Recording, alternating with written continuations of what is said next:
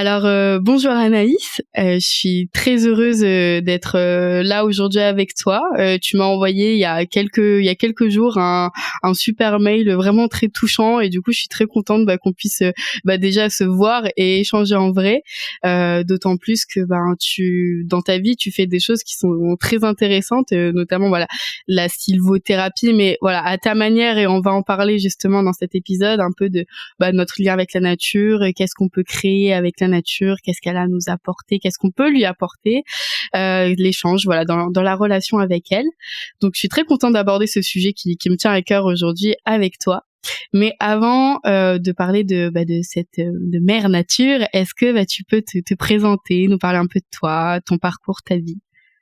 Bien sûr, merci Lily Rose de me permettre de m'exprimer à ce sujet. Je suis ravie d'être avec toi. Alors, qui je suis? Donc, je m'appelle Anaïs Lux, je suis sophrologue, sylvothérapeute et j'anime aussi des ateliers d'éveil au bien-être pour les enfants. J'ai pas toujours fait ça. Pendant quelques années, j'ai été professeure des écoles. Et puis j'ai opéré une transition professionnelle il y a quelque temps, avec toujours finalement le fil conducteur de l'accompagnement des enfants, des petits, mais aussi des grands enfants, puisque j'accompagne également des adultes. Voilà, donc mes accompagnements se déroulent à 100% dans la nature, que ce soit en individuel, que ce soit avec des groupes. C'est vraiment quelque chose qui s'est révélé il y a quelques temps, et voilà, j'ai laissé s'en aller l'idée d'exercer en cabinet, parce que ça s'est imposé à moi comme ça en tout cas. Tu le fais été comme hiver? Oui. Ok. Oui, donc ça a été une barrière à lever pour moi, parce que j'habite quand même dans le nord de la France, que c'est une région qui n'est pas réputée pour son taux d'ensoleillement à l'année, voilà. On a un temps un peu humide l'hiver, et pourtant je constate que, à part dans de rares cas où effectivement pendant une semaine il va vraiment pleuvoir beaucoup, et voilà, la plupart du temps les séances peuvent se faire quand même. Et d'ailleurs ça fait partie aussi de ma proposition, de laisser les personnes se laisser se surprendre elles-mêmes. Tu sais, on nourrit pas mal de croyances autour de la météo. Voilà, il pleut, il fait moche, et du coup je ne sors pas. Sauf qu'en fait on se prive d'expériences potentiellement assez magiques aussi dans la nature, puisque la pluie, ça permet aussi de créer une atmosphère, une atmosphère très particulière qui se crée sous la pluie. On y reviendra peut-être, mais voilà, en tout cas, bien sûr que ça peut se faire à peu près par tous les temps, hors tempête bien évidemment. Oui, vous faites des danses sous la pluie du coup? C'est ça. Oui, trop chouette. En tout cas, c'est super chouette, par exemple avec les enfants, parce que ils ont beaucoup moins de filtres, de conventions que nous, et donc des séances sous la pluie avec les enfants, ça peut vraiment aussi s'avérer très très chouette. Ouais, mais c'est vrai qu'à partir du moment où je l'ai découvert il y a pas très très longtemps, à partir du moment où on est bien couvert en fait finalement, où on est au chaud, où on est bien, c'est tout aussi chouette d'être dans la nature. Effectivement sous la pluie, l'humain a su inventer des beaux imperméables qui nous protègent très très bien, et effectivement c'est une expérience différente. Absolument, absolument. Comme l'est aussi le fait de faire une séance alors qu'il fait vraiment froid. Il y a tout un tas de météos qui sont peut-être un petit peu surprenantes quand on dit qu'on va passer une séance dans la nature. Mais voilà, les gens qui viennent vers moi en tout cas sont prêts à se laisser surprendre et à y aller. Ouais, c'est chouette. Et du coup, en quoi consistent un peu ces escapades en nature, si je peux dire?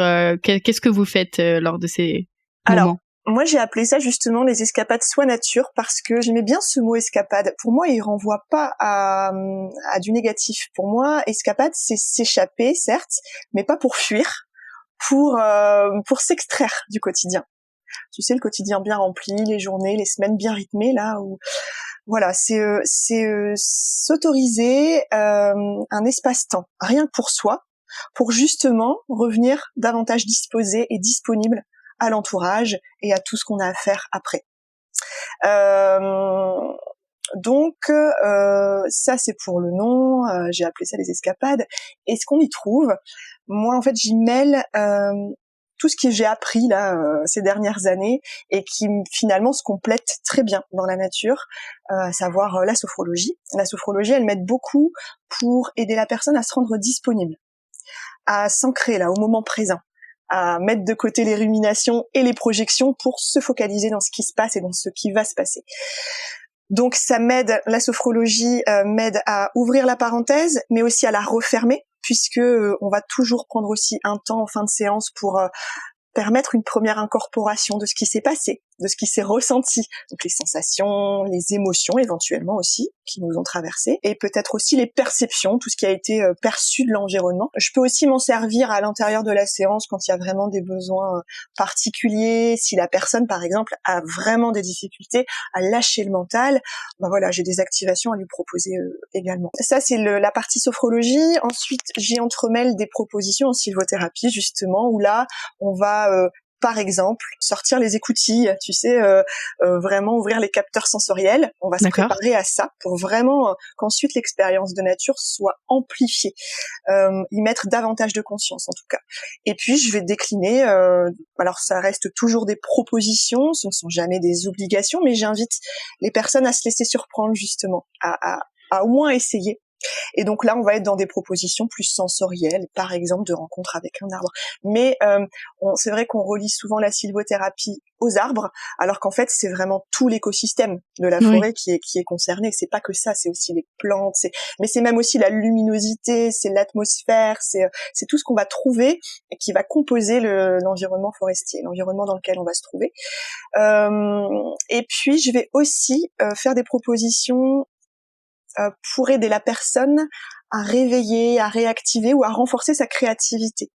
C'est une manière en fait de venir justement réveiller ou donner les commandes à l'enfant intérieur qu'on a tous à l'intérieur finalement de nous. Voilà, c'est aussi très important pour que la personne ait un espace pour exprimer sa nature profonde justement. Ouais, être dans la nature pour exprimer sa nature. Exactement, bah voilà, c'est un effet de toute façon. Voilà, on a trouvé le titre du podcast. C'est ça. Ok. Et tu as parlé d'activation. Donc pour les personnes qui restent parfois bloquées dans le mental et qui ont du mal à lâcher prise, tu as parlé d'activation que tu proposes. C'est quoi ces activations?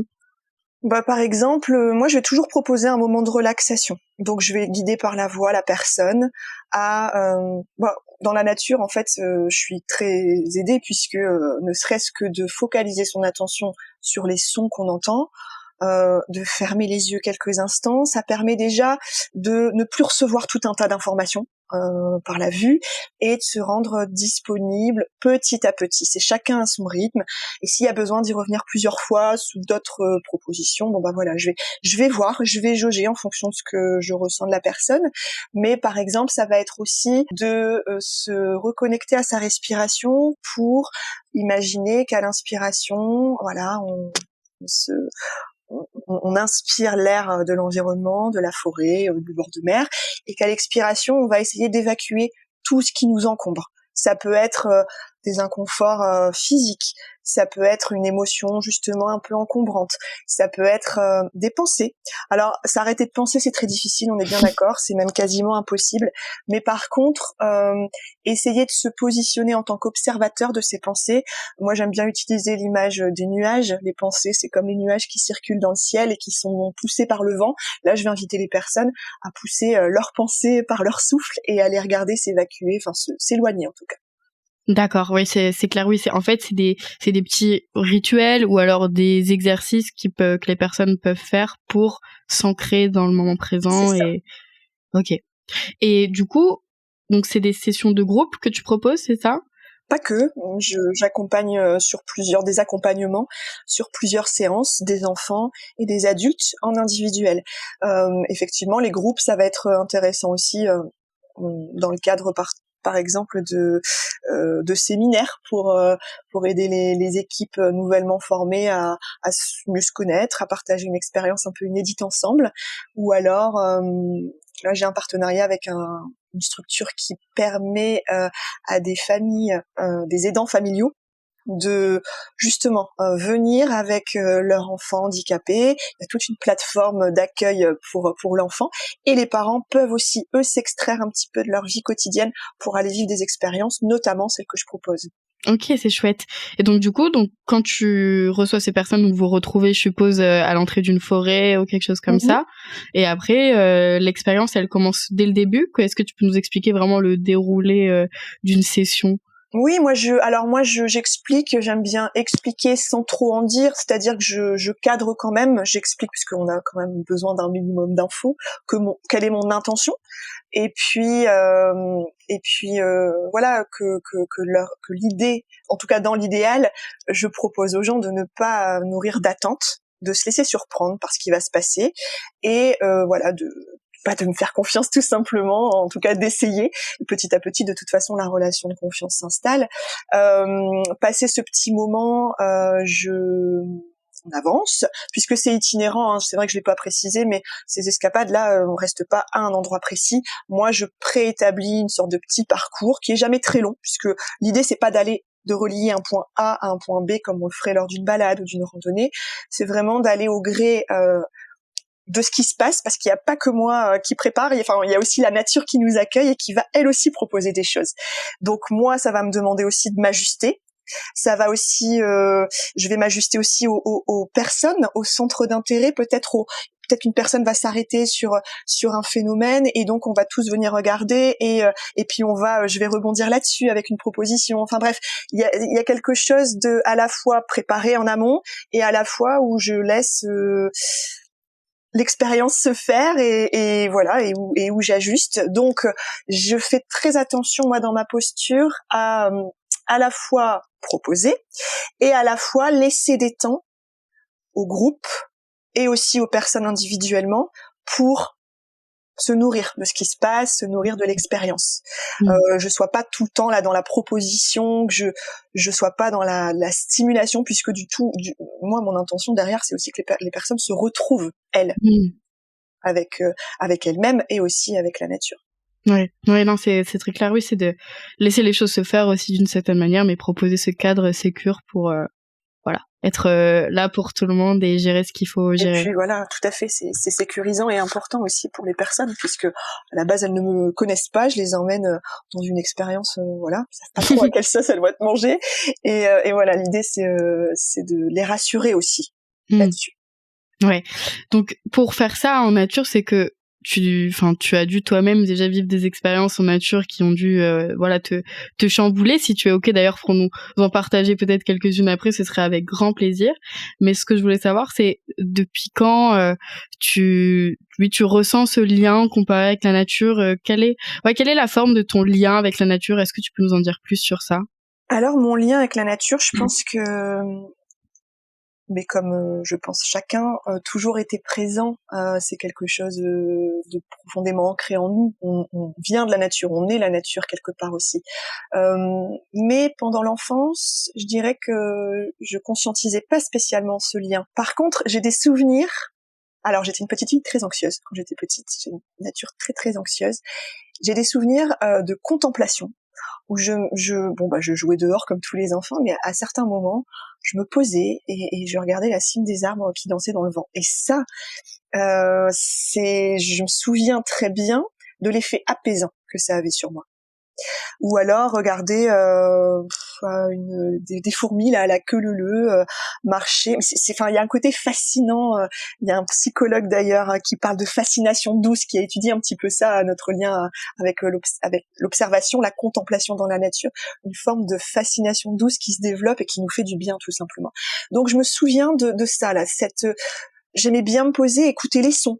Tous les sons qui me parvenaient, ça me calmait, ça me faisait du bien. Et puis en grandissant vers l'adolescence, je pense que je m'en suis coupée. Ce lien, c'est un petit peu coupé. J'ai trouvé pas vraiment d'intérêt. J'avais d'autres centres d'intérêt, on va dire. Oui, normal. Voilà.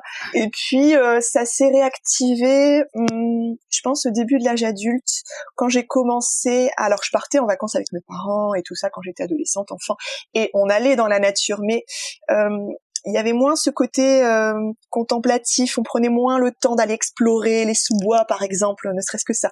Et puis à l'âge adulte, quand j'ai commencé à pouvoir un peu partir seule ou avec des copains, ou partir en voyage aussi, donc découvrir tout un tas de paysages différents de par le monde ou même en France, je pense que ce lien s'est à nouveau réactivé.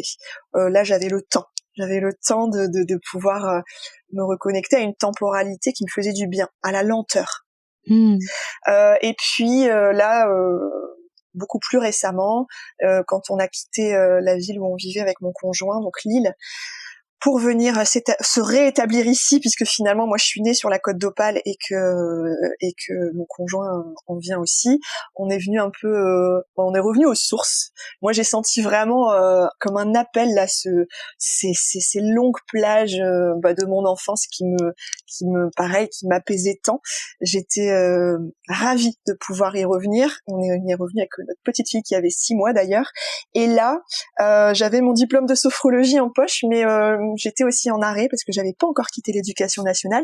Et l'année de mon arrêt, c'est là que vraiment ça s'est révélé que non seulement je revenais au plus près de la nature, là vraiment tout près de ces espaces naturels qui me tenaient tant à cœur, et mais aussi ce qui s'est révélé, ce qui a émergé, c'est que ma future activité professionnelle finalement, elle allait être en lien avec la nature et qu'elle allait s'exercer à ciel ouvert. Donc voilà, le lien continue de se renforcer, mais en tout cas...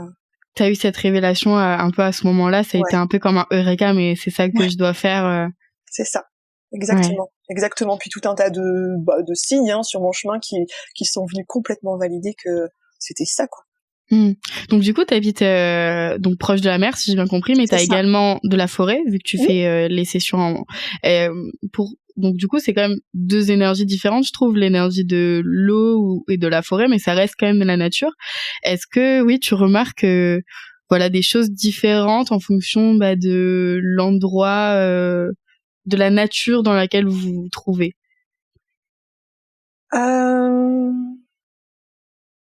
Mais effectivement, ça dépend des paysages, mais même au sein d'un paysage similaire comme le bord de mer, je constate qu'il y a aussi des effets différents. Par exemple, là ici, tout près de chez moi, il y a le bord de mer, donc avec les vagues en mouvement, avec quelque chose, un mouvement perpétuel là, à la fois relaxant, mais à la fois aussi potentiellement énergisant.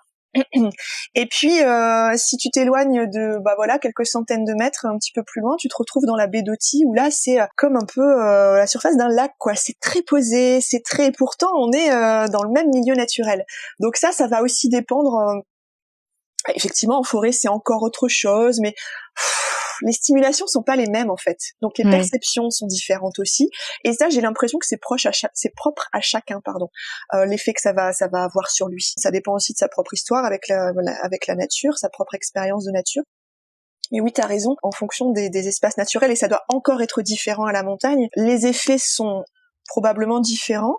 Mais je pense c'est aussi quelque chose de très personnel, une expérience un peu intime. Mais effectivement, moi je constate dans ma pratique que pour l'instant, en tout cas, le bord de mer, je le réserve plutôt aux séances de sophrologie. Je sais pas pourquoi, mais en tout cas, je sais que symboliquement, je crois, le fait d'amener les gens près de la mer, où tout est mouvement, il y a quelque chose qui me parle, et puis le fait de prendre de la hauteur quand on va dans les dunes pour faire la séance, je trouve ça aussi intéressant. Ça permet peut-être symboliquement de prendre de la hauteur sur le besoin, sur la problématique qu'on a avec laquelle on vient. Et en forêt, je ressens plus l'élan d'être en mouvement, d'aller d'un endroit à un autre, parce qu'effectivement, il y a toute une palette d'atmosphères différentes au sein d'un même bois ou d'une même forêt. Oui, de couleurs, d'énergie. Et effectivement, tu parles de sophrologie, que tu as plus tendance à faire en bord de mer, mais effectivement, le mouvement des vagues, ça peut être assimilé un peu à l'inspiration, l'expiration, et on peut presque se synchroniser dessus. Exactement, c'est ce que je propose d'ailleurs. Ouais, tout à fait. Tout à fait. Ouais. Mais oui, bien sûr, mais c'est ça qui est fabuleux avec la nature, c'est que peu importe l'espace, il y a de la matière, en fait, la métaphore de la nature est tellement, il y a tellement de métaphores possibles à faire que les métaphores, le langage symbolique parlent tout de suite à l'inconscient et aussi à la partie consciente, puisque du coup les personnes généralement, effectivement, quand je leur parle de respiration de la vague, alors qu'on est en bord de mer, généralement ça leur parle bien. Ça parle d'autant plus par les sons, en plus, donc ça vient compléter l'expérience. Ouais. Est-ce que, tu vois, on a commencé peut-être à proposer, c'est un exercice que je pense que tout le monde peut pratiquer, ça, si jamais, lors d'une balade, ils se retrouvent en bord de mer et qu'ils veulent prendre quelques minutes et ils peuvent inspirer lorsque la vague arrive et expirer lorsqu'elle repart. Est-ce que t'as d'autres exercices peut-être à proposer si on fait une balade en forêt, ou si on fait une balade...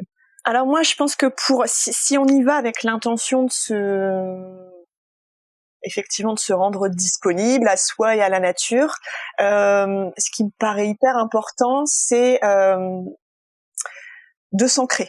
L'ancrage, c'est le fait de justement se rendre disponible au moment présent, de laisser les ruminations, de laisser les projections. Un moyen de s'ancrer, en fait, il y a plusieurs façons de s'ancrer. Ça peut être tout simplement d'imaginer, par exemple en forêt, que on s'enracine. Il y a des racines là qui sortent des pieds, qui vont aller creuser le sol, peut-être rejoindre les racines des autres arbres. Ça, c'est de la visualisation. Ou alors imaginer, peu importe l'espace naturel, que les deux pieds sont des aimants qui sont attirés par le centre de la terre. Là, de toute façon, tout ce qui va nous permettre de focaliser notre attention vers nos pieds, ça va favoriser l'ancrage. Ça peut être en mouvement. Ça peut être, par exemple, je suis dans un bois et je suis en train de me promener et je constate, par exemple, le rythme auquel je marche et j'essaye de le ralentir. Et au fur et à mesure que je le ralentis, je porte mon attention vers mon bassin et un peu comme si je découvrais le mouvement de la marche. Que j'assistais à une sorte de miracle là de mon corps qui se met en mouvement et petit à petit du coup ça va m'inciter à peut-être davantage porter mon attention sur comment se déroule mon pied quand je marche et de par toutes ces observations, ma marche va se ralentir d'elle-même. Donc expérimenter la marche lente, ça peut vraiment être chouette. En forêt, mais comme au bord de mer, ça paraît tout de suite plus évident. Mais j'aime bien proposer aussi la marche pieds nus. Mais en sous-bois aussi, en forêt, c'est tout à fait possible. Ça demande bien sûr quelques précautions. Et de toute façon, notre marche va se ralentir. Ça, c'est génial, puisque de toute façon, quand on marche pieds nus sur un sol de feuilles, généralement, on marche plus doucement, puisque on n'y est pas habitué du tout. C'est un peu inédit et qu'on a besoin de se sécuriser. Donc, on va lentement. Ça peut être un bon moyen d'ancrage aussi, si on est OK pour ce genre d'expérience. Ça, c'est vraiment pour se rendre dispo. Et puis après, j'aime bien proposer, moi, comme expérience, de balayer l'endroit où on se trouve avec ses sens. Donc, par exemple, si on est assis sur le sol d'une forêt ou sur un tronc, peu importe, j'aime bien proposer de s'intérioriser avec quelques respirations profondes en fermant les yeux et d'ouvrir les yeux pour juste regarder autour de soi, là, au niveau de ses pieds, regarder le sol de la forêt. Mais sans dévier le regard, vraiment regarder devant soi. Pendant quelques instants, le plus longtemps possible, alors il n'y a pas de notion de performance derrière, c'est juste l'expérience, observer ce qui se passe. S'il se passe rien, il se passe rien, c'est ok. Observer les couleurs, observer les formes, l'agencement des éléments naturels. Ensuite, se réintérioriser, refermer les yeux, et puis les réouvrir, et cette fois-ci regarder devant soi. Le premier plan, second plan, l'arrière-plan, pareil, sans dévier du regard.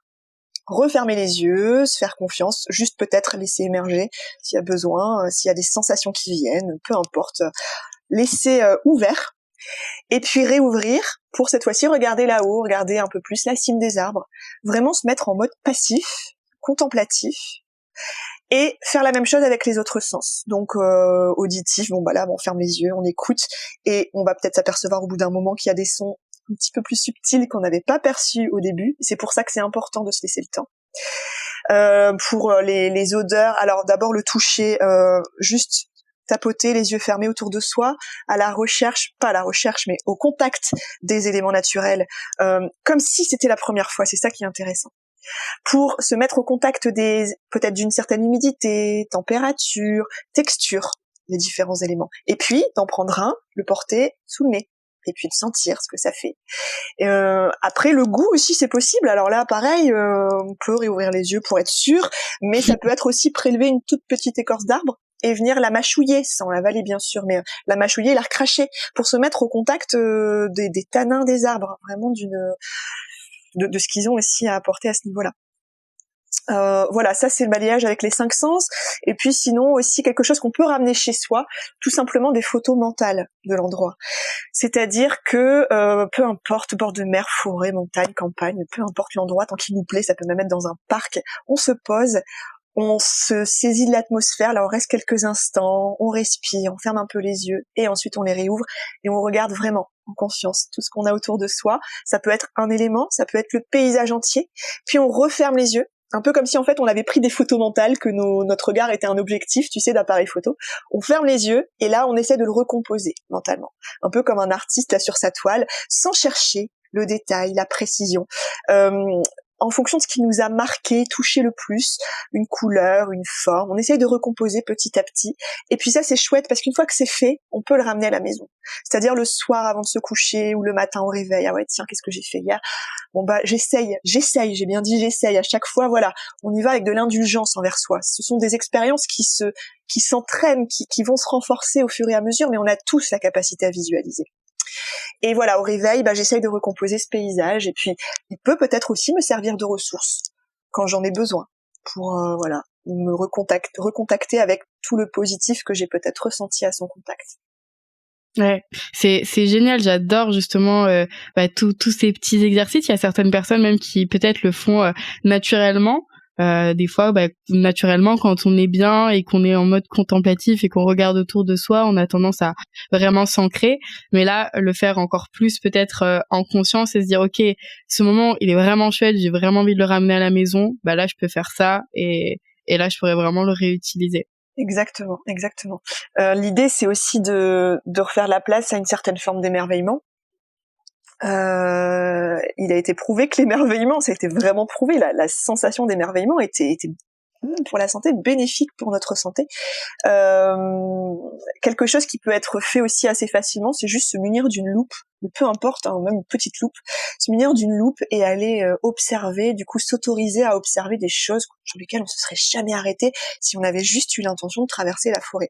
Par exemple, des gouttes de rosée sur une feuille le matin, c'est juste magnifique. La lumière qui passe à travers une toile d'araignée ou à travers la cime des arbres, vraiment des toutes petites touches comme ça, mais qui nous ramènent à cette fascination douce, à cet émerveillement qu'on a tellement connu quand on était enfant, là, tous ces petits moments où on faisait waouh. Voilà, se reconnecter à ça. Oui, se dire que c'est encore possible, c'est pas parce que on a peu importe l'âge qu'on a et on a tout cet enfant à l'intérieur de nous qui est toujours émerveillé. C'est juste peut-être le s'autoriser, comme tu disais, à s'émerveiller et à faire des choses. Effectivement, c'est vrai que si on regarde avec ne pas se juger entre guillemets aussi, je pense, parce que c'est vrai que si on se regarde avec un œil extérieur, se dire je suis avec ma petite loupe et je regarde la cime des arbres, mais qu'est-ce que je suis en train de faire? Non, au contraire, c'est s'autoriser. Ouais. C'est ça, s'autoriser à, comme je disais tout à l'heure, redonner les commandes à son enfant intérieur. Se poser la question à l'endroit où on se trouve, qu'est-ce que là, l'enfant intérieur, là, l'enfant que j'étais il y a quelques années, qu'est-ce qu'il aurait envie de faire? Vers quoi il irait? Vers quel aimant naturel là il irait? Peut-être grimper sur un tronc d'arbre, peut-être aller observer à la loupe un insecte, quoi d'autre? Il y a tout un tas, aller caresser la mousse, aller sentir une écorce, voilà. Aller créer quelque chose, vraiment refaire confiance à cette part de nous qui sait déjà comment faire dans la nature. Oui, comme tu dis, c'est vraiment fascinant et ça fait vraiment du bien. Honnêtement, moi, c'est des choses que j'ai déjà fait à des moments où j'allais plus ou moins bien dans ma vie. Et juste une petite balade, mais même des fois, si on a que 5, 10, 15 minutes, se poser et, par exemple, moi, il y a un truc que j'adore, je crois que je l'avais déjà partagé sur le podcast, mais c'est regarder les arbres quand il y a une certaine ombre et que du coup ça fait vraiment des formes super jolies.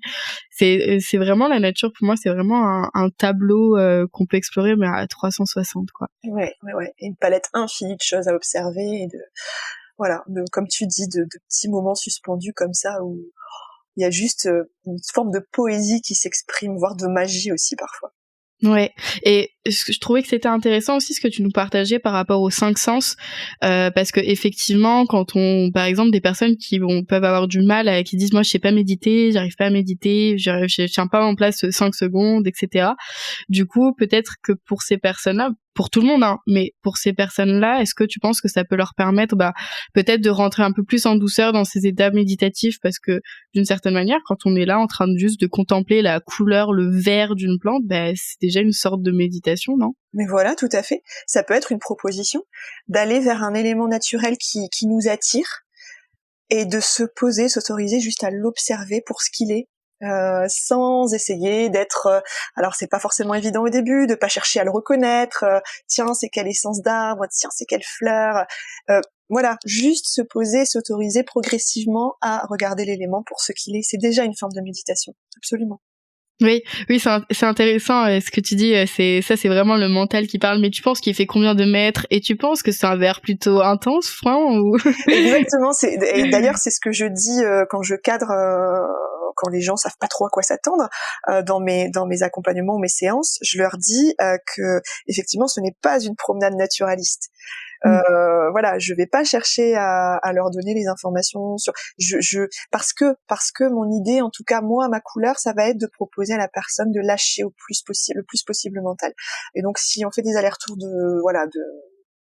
avec le mental pendant l'expérience, c'est en tout cas pour moi, c'est plus parlant de leur proposer de lâcher complètement. Et puis d'évoluer avec le corps, avec le cœur, avec les 5 sens, et puis de laisser un petit peu le mental au repos.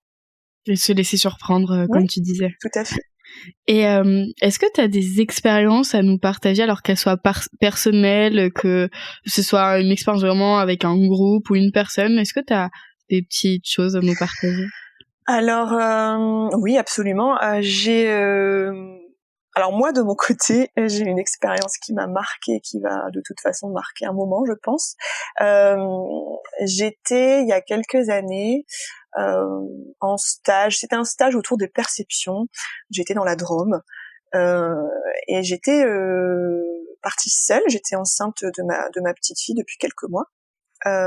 Et puis la proposition, c'était, donc on était un petit groupe dans un bois assez magique avec des arbres très très anciens. C'était vraiment, et l'idée c'était juste d'ouvrir les écoutilles, de évoluer dans le bois et de comme ce que je propose moi en fait, de tout simplement laisser être et laisser se faire les choses. Et puis on se donnait rendez-vous à la fin de l'expérience dans une immense clairière qu'on n'avait pas encore découvert, on la découvrait vraiment à la fin, une belle clairière bordée d'arbres, donc les arbres, il y avait des arbres qui en faisaient le tour, et un arbre majestueux au milieu. Donc l'idée c'était de se retrouver là à la fin de l'expérience. Donc moi j'arrive, je sors de ce bois, et puis j'étais complètement j'étais complètement dans l'expérience, j'étais vraiment portée par tout ce que je venais de vivre, et j'observe que dans cet ensemble d'arbres là, il y en a un que j'aimerais bien aller voir d'un peu plus près. J'avais encore jamais fait l'expérience d'exercice de sylvothérapie, j'étais encore un petit peu dans la représentation, oh là là, les câlins aux arbres, bon bref, j'étais pas du tout encore dans ce que je fais aujourd'hui. Mais là, j'ai eu l'élan d'aller vers cet arbre. Et puis je l'observe, voilà, je me sens en sécurité près de lui, et puis à un moment, je pose ma main sur le tronc de l'arbre, je m'autorise à fermer les yeux, et puis je pose l'autre main sur mon ventre.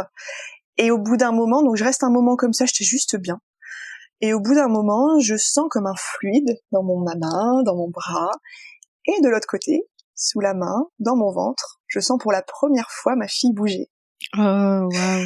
Et ce moment, forcément, t'imagines l'émotion, l'émotion intense qui m'a traversée. Et je suis allée rejoindre tout le monde. J'ai pu du coup aussi le partager juste après.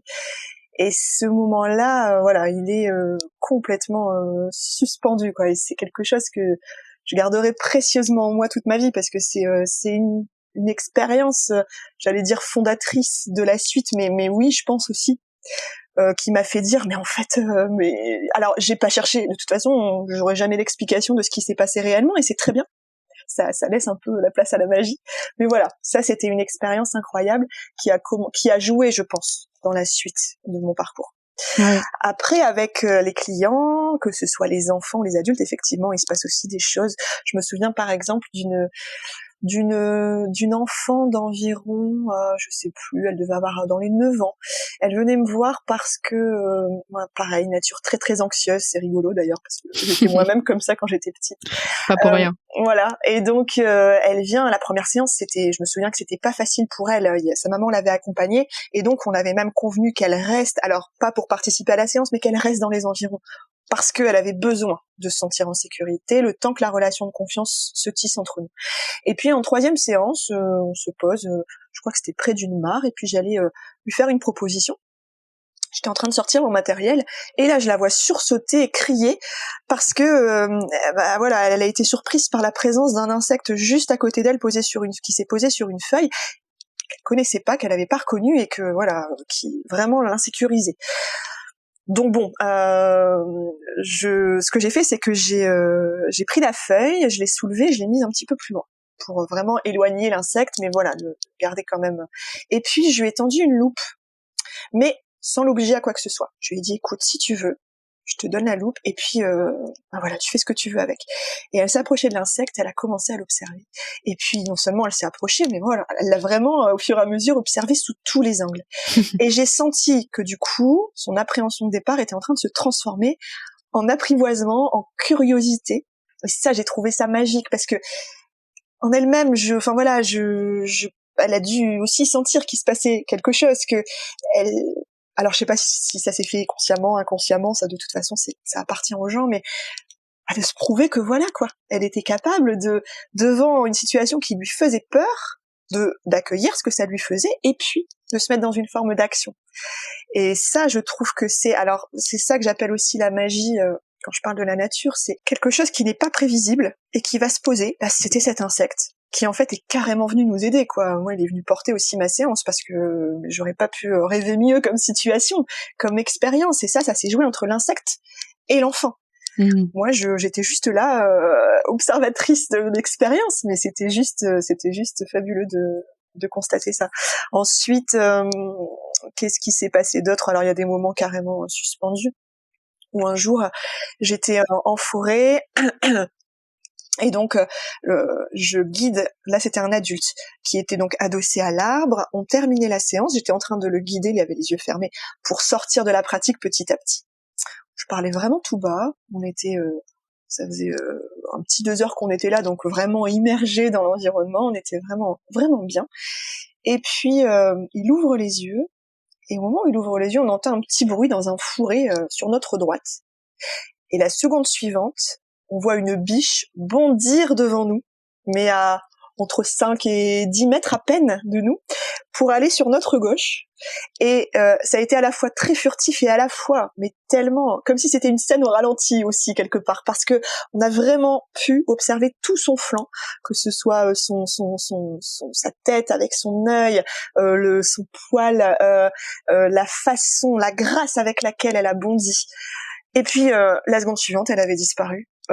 Mais pareil, avec une agilité, incroyable. Et à la fin, voilà quoi, nous, le temps qu'on se remette de ce qu'on venait de voir, elle était déjà très très loin. Mais voilà, il n'y a pas de commentaire, il n'y a pas eu de commentaire, c'était juste un wow, merci. Ouais. Une reconnaissance pour le moment là qui nous avait été donné de vivre, parce que croiser une biche, c'est quand même assez rare. J'en avais déjà vu, mais bien souvent, les chevreuils, les biches, les cerfs, qui sont quand même assez discrets, bien souvent sentent notre présence avant même que nous ayons senti la leur, et donc ils sont déjà en train de s'enfuir quand on les capte. Mais là, c'était quand même incroyable. Ce sont vraiment des moments suspendus dans le temps. Ouais. Et honnêtement, sur chacune des expériences que tu nous as partagées, j'ai senti une émotion. Enfin, tu as vraiment transmis une émotion, et ça montre à quel point, enfin, ces moments-là, enfin, c'est magique, effectivement, comme tu dis. Je ressens vraiment la magie, et c'est vraiment des choses simples finalement, hein, qui sont basiques et accessibles à tout le monde, et c'est dommage de s'en priver. C'est ça. Après, c'est toujours pareil. C'est laisser le temps, laisser la nature s'exprimer, lui laisser le temps que justement ces petits moments-là arrivent. Donc c'est pour ça que je parlais tout à l'heure de pas forcément nourrir d'attente. Je vais pas aller dans un bois pour vivre des moments magiques. Non, bah non. Je vais juste, et puis de toute façon, un moment magique pour certains va pas être forcément un moment magique pour quelqu'un d'autre. Enfin voilà, ça touche aussi à la sensibilité de chacun. Mais y aller juste pour l'expérience, pour se laisser surprendre, et peut-être qu'effectivement il y a des petites choses qui vont se passer, mais ça peut être aussi simple qu'une éclaircie qui va venir, un rayon de soleil qui va venir se poser sur un arbre ou sur un petit espace qui va venir rendre une atmosphère absolument fabuleuse. Moi je sais qu'en séance aussi de sophrologie, bien souvent quand j'évoque à la fin les capacités qu'on a intrinsèquement en nous et sur lesquelles on travaille en sophrologie, une fois, au moment où j'évoque ces capacités, donc on parle de confiance, on parle d'harmonie, on parle d'optimisme, et à ce moment-là, en plus c'était une cliente qui avait vraiment besoin de reconnecter au positif, après une séance vraiment nuageuse, à l'évocation de ces mots, il y a eu un énorme rayon de soleil là dans notre dos qui est venu nous éclairer, nous réchauffer. C'était pareil, ça paraît simple, et pourtant il y a une forme de langage derrière tout ça qui est... Oui, de magie et de justesse. J'ai l'impression aussi. Là, on pourrait parler de synchronicité par rapport au fait que vous évoquiez peut-être une éclaircie, que ça va aller mieux et d'un coup, boum, le soleil qui jaillit. Mais j'ai l'impression qu'il y a une réelle justesse, parce que dans toutes les histoires que tu m'as racontées, que ce soit pour la petite fille, que ce soit pour toi, ton expérience avec ton bébé dans l'ventre qui était très très touchant, j'ai failli pleurer. Mais à chaque fois c'est ce qui est juste pour la personne, pour l'enfant. C'est, enfin, si par exemple le monsieur dont tu nous as parlé qui était contre l'arbre, etc., et que d'un coup la biche était arrivée, ça aurait été pareil si ça avait été l'insecte, et enfin vice versa quoi. Il y a comme une sorte d'orchestration, quelque chose qui nous échappe complètement. Moi, j'arrive avec des propositions, mais par contre, je fais entièrement confiance aussi à la nature, à l'environnement dans lequel on va se trouver, pour aussi amener des choses. Ça se passe à chaque fois. Ça peut être des toutes petites choses très subtiles, ça peut être des éléments, des expériences qui vont directement parler à l'inconscient, que la personne va pas forcément conscientiser, mais qui va l'aider à faire des liens. Et ça peut être des moments comme je t'ai décrit où là, clairement, c'est conscientisé puisque c'est vécu pleinement. Et non, il y a vraiment quelque chose qui nous échappe et que je ne sais pas si un jour on saura l'expliquer scientifiquement. C'est peut-être bien que ce soit pas le cas finalement. Oui, d'une certaine manière. Tu vois, j'avais une question, c'était comment, selon toi, réussir à vraiment tisser un lien avec la nature, mais j'ai vraiment l'impression qu'il suffit juste d'y aller et de laisser faire. Ouais, y aller et venir avec l'intention de peut-être participer à un échange. Parce que on en parlera peut-être, mais les bienfaits sont là effectivement, et ils vont s'amplifier à mesure que on va y porter notre attention. On va porter notre attention et notre conscience dans ce qu'on est en train de faire ou dans ce qu'on est en train de vivre. En fait, je pense que à partir du moment où on est OK pour se reconnecter à la temporalité de la nature, c'est-à-dire à une lenteur, qu'on est OK pour alterner des moments où effectivement on va peut-être se déplacer, on va peut-être être en action, et des moments où on va juste se poser et laisser infuser. Voilà, ça permet aussi tout un tas d'occasions pour que des choses se passent, que une luminosité particulière arrive qu'on n'aurait peut-être pas capté si on avait continué d'avancer. Tiens, un petit insecte qui arrive, ou un papillon qui passe devant nous. Ça peut être tout un tas de petites choses, et c'est là que c'est intéressant en fait, quand il y a un échange. J'apporte ma qualité de présence, j'apporte mon attention et donc aussi mon respect à l'environnement dans lequel je me trouve, et en échange, je reçois les bienfaits, mais je reçois aussi tout un langage symbolique potentiellement également. Ouais.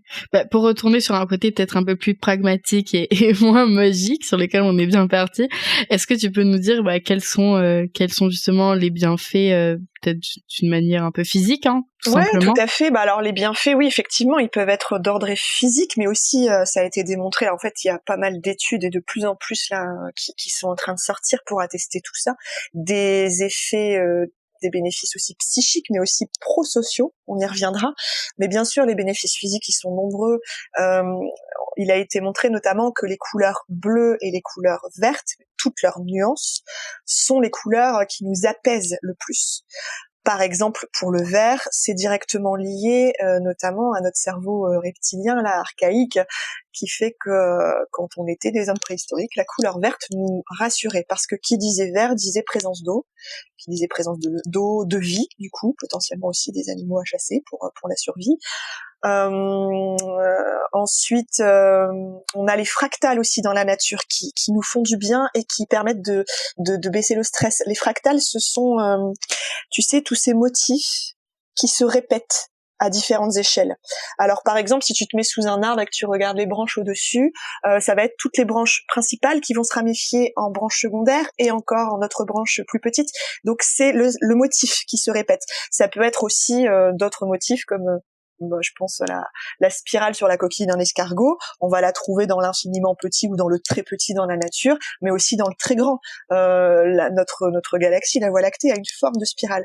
Tu sais, ce sont tous ces motifs-là qui nous rassurent et donc qui viennent influer sur le stress, et l'aide participe à le diminuer.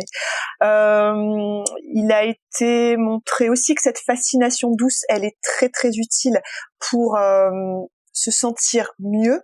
Par exemple, des patients en hôpitaux qui avaient accès à travers la fenêtre à un petit bout de verdure, à un petit peu de nature, contrairement à ceux qui n'avaient que un autre bâtiment face à leur fenêtre, par exemple, se remettaient plus vite que que ces personnes qui n'avaient pas accès à un tout petit bout de nature, à quelque chose à contempler. Après, on a tout ce qui est son, le son de la mer qui nous berce, le chant des oiseaux. On a aussi tout ce qui est, justement, pour revenir à l'eau, l'eau en mouvement, les vagues, un ruisseau, une pluie, une cascade. Toute cette eau en mouvement, elle est chargée en ions négatifs, et les ions négatifs, ils vont nous permettre une plus grande clarté d'esprit. Ils vont avoir un effet à la fois énergisant, rafraîchissant, comme après une douche en fait. Et puis voilà, ils vont nous permettre de faire de la place. Ensuite, on a tout ce qui est odeur. Donc, quand tu marches en forêt, quand tu marches au bord de la mer, il y a les embruns océaniques. Et puis, quand on est en forêt, c'est plutôt l'humus. Et les terpènes, c'est les huiles essentielles de la forêt. En fait, tu bénéficies d'une séance d'aromathérapie offerte quand tu te balades en forêt quelque part. Si tu le fais en plus pieds nus, c'est une séance de réflexologie gratuite. C'est excellent c'est excellent pour la plante des pieds. Des bons plans. C'est ça. Et puis, au-delà de ça, il a été prouvé que, par exemple, les phytoncides, c'est-à-dire des particules qui sont émises par les arbres pour eux-mêmes se défendre contre des micro-organismes qui pourraient leur être nocifs, ces phytoncides viennent booster notre système immunitaire, les cellules de notre système immunitaire. Quand on est en fait au Japon, les bains de forêt, donc la sylvothérapie, est préconisée elle apparaît dans le programme de prévention de la santé là-bas. Donc en Écosse, on prescrit des bains de nature parce que les effets sont avérés. Au niveau psychique, l'humeur va avoir tendance à s'améliorer après une balade dans la nature, une immersion. On va stimuler la créativité, les capacités cognitives. Et puis, je parlais de bienfaits sociaux tout à l'heure. Mais effectivement, il a été prouvé, alors notamment dans des expériences de groupe, que l'immersion dans la nature permettait aussi de diminuer le sentiment d'apitoiement sur soi pour les personnes en dépression, par exemple. Mais du coup, elle aidait aussi à stimuler les aptitudes prosociales, d'entraide, de coopération. Donc on n'a pas fini, je pense, d'en découvrir d'autres, mais voilà, c'est déjà juste énorme. Oui, c'est clair, tout ça juste en allant se balader dans la nature. Et du coup, nous, selon toi, qu'est-ce qu'on peut, parce qu'elle nous apporte énormément, et enfin nous, selon toi, qu'est-ce qu'on peut lui apporter à la nature? Comment on peut, alimenter dans ce lien qu'on a avec elle des bonnes choses? Moi, c'est toujours pareil, je vais revenir à la même chose, mais c'est lui apporter ce qu'on est, lui apporter notre nature profonde, en fait. Et à la fois se nourrir de ses bienfaits, mais lui apporter notre reconnaissance. Ne serait-ce que ça, de quitter un endroit en se sentant reconnaissant, d'y avoir passé un moment, d'y avoir vécu ça, d'y avoir pour tout. Ça peut être par exemple quitter une forêt, faire un petit avant de la quitter, juste fermer les yeux, se demander comment on se sent. Et ce qu'il y a de positif, là, d'agréable, peut-être par rapport à comment on se sentait avant d'arriver. Est-ce que, par exemple, j'ai moins de pensées? Est-ce que je me sens un petit peu plus soit en énergie ou soit au contraire plutôt calme, et puis remercier pour ça, tout simplement. Ça, je trouve que voilà, ça amène quelque chose. On est dans l'échange, on est dans le donner et recevoir. Je reçois mais je donne aussi, et pas juste je consomme les bienfaits de la nature.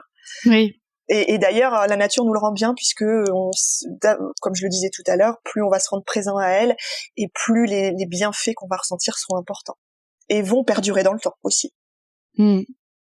Ouais, ça donne presque envie d'aller te mettre ses chaussures, enfin même pas de rester pieds nus et d'aller faire un petit tour, qu'il pleuve, qu'il vente, juste bien se couvrir. C'est ça, exactement. Ouais.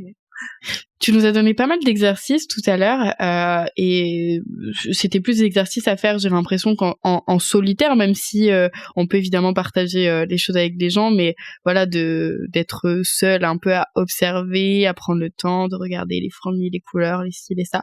Est-ce que t'as des exercices ou pas forcément des exercices, mais pour partager vraiment l'expérience en groupe, tu vois, est-ce que t'as des choses à nous partager, voilà, pour qu'on puisse ce qui me vient par exemple, c'est en binôme, donc ça peut se faire en groupe, mais du coup 2 par 2. Une personne a les yeux bandés, si c'est ok pour elle, bien sûr, si toujours demandé avant, et une autre va la guider vers un arbre, et elle va donc faire très attention à ce que la personne ne se prenne pas les pieds dans des obstacles, non mais c'est vrai, c'est sympa aussi pour travailler sur la confiance en l'autre, donc la personne va guider l'autre vers cet arbre, et puis lui laisser quelques instants pour prendre connaissance, prendre des informations, les yeux fermés donc, à travers ses sens, les autres sens que celui de la vue.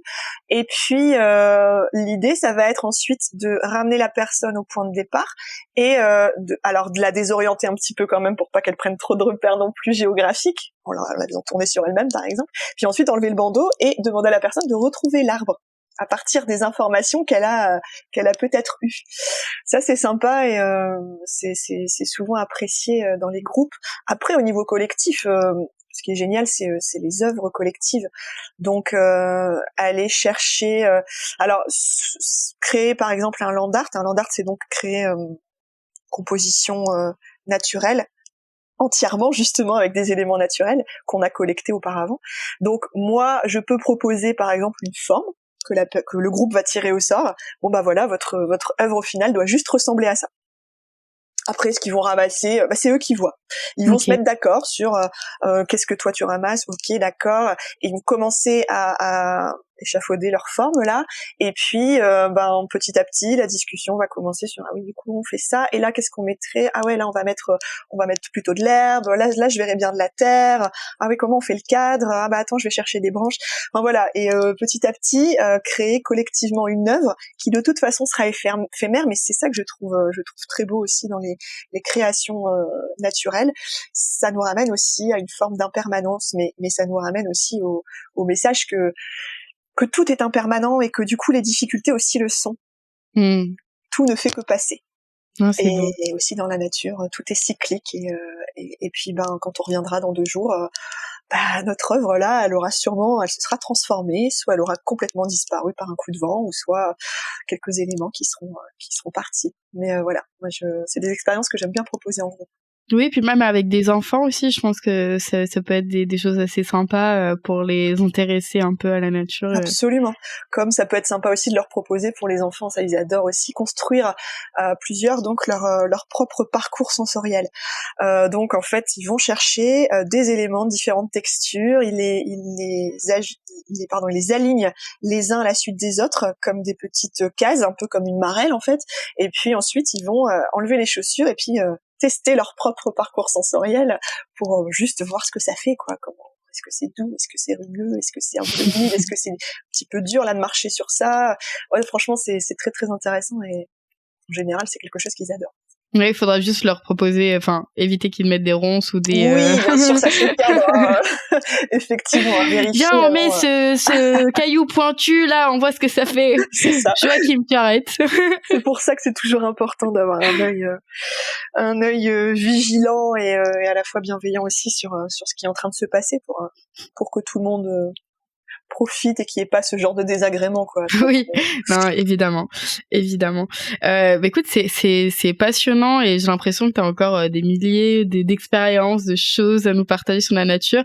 D'ailleurs, tu me parlais dans le mail que tu m'avais envoyé, voilà, tu avais pour projet de faire un podcast justement sur la nature, tout ça. Donc voilà, moi j'espère vraiment que ça va se concrétiser parce que tu as l'air vraiment passionnée et que rien que là on a senti tout plein de bonnes vibes que tu avais, donc c'était vraiment trop chouette. Merci. Avec plaisir. Et du coup, est-ce que tu aimerais nous partager autre chose voilà, pour un peu clôturer ce podcast? Qu'est-ce que je pourrais partager? Que moi je crois très fort en la capacité à chacun à recréer ce lien, à le renforcer s'il est déjà là, parce que bien souvent il est déjà là en fait. Renforcer ce lien avec la nature, à s'autoriser des expériences qui changent un petit peu inédites, mais qui vont venir nous autoriser aussi nous-mêmes à vivre des espaces-temps où on va pouvoir exprimer ce qu'on est profondément, notre nature profonde, et où il va y avoir un échange avec la nature autour de nous. Je crois très fort à ça parce que notamment pour la génération qui vient là, je pense que ce sont des expériences qui après se racontent et peut-être donnent envie à d'autres personnes. Les enfants fonctionnent beaucoup par l'imitation, donc si vous voient investir la nature en conscience, en leur proposant aussi ce genre de petites expériences, en faisant confiance à votre créativité, ils vont aussi investir la nature dans avec cette conscience-là. Du coup, avec ce respect qui va forcément découler de tout ça. Et puis c'est aussi une forme d'engagement éco-citoyen quelque part, d'aller dans la nature pour avec une conscience, avec de l'attention, avec du respect, de la gratitude. Et je crois très fort à l'effet un peu boule de neige, quoi, qui fait que en multipliant ce genre d'expérience, en parlant autour de soi, ça va peut-être pousser les gens à se laisser davantage surprendre, à vivre ça, et puis du coup à nourrir aussi un lien un peu moins anxiogène avec la nature, parce que malheureusement en ce moment quand on entend parler du climat, de l'état de notre planète, c'est souvent sous cet angle-là.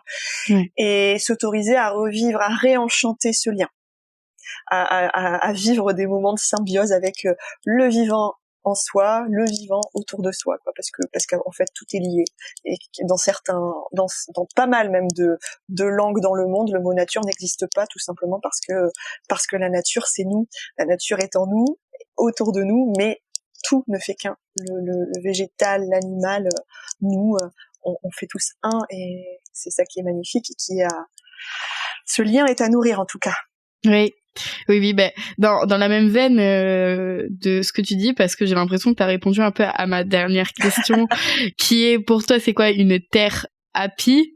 Et du coup, j'ai vraiment, tu l'as dit d'une certaine manière, mais je te laisse répondre à cette dernière question. C'est tout à fait ça, c'est une thérapie pour moi, c'est ça, c'est l'être humain qui reprend sa juste place dans la nature, qui ne cherche plus forcément à la dominer, à la contrôler, qui cherche plutôt à coopérer, à prendre exemple sur elle, et puis à vivre tous ces moments là suspendus que la nature a à nous offrir, pour venir nourrir sa propre nature intérieure. Pour moi, c'est ça une thérapie.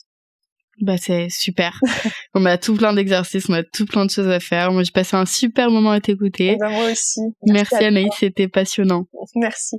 Merci, au revoir. Au revoir.